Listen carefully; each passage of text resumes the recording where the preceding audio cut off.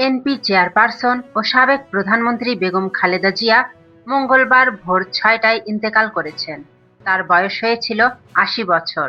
বুধবার ৩১ ডিসেম্বর দুপুর ২টায় জাতীয় সংসদ ভবন মাঠ ও মানিক মিয়া অ্যাভিনিউতে তার জানাজা অনুষ্ঠিত হবে।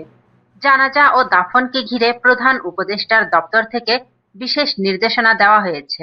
নির্দেশনায় জানানো হয়, জানাজায় অংশগ্রহণকারীরা কোনো ধরনের ব্যাগ বা ভারী সামগ্রী সঙ্গে নিতে পারবেন না।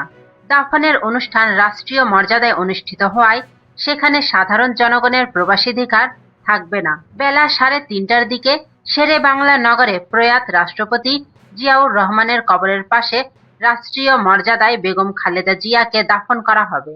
দীর্ঘ ৪১ বছর বিএনপির নেতৃত্বে থাকা খালেদা জিয়া স্বৈরাচার বিরোধী আন্দোলনের সময় আপোষহীন নেত্রী হিসেবে পরিচিত লাভ করেন।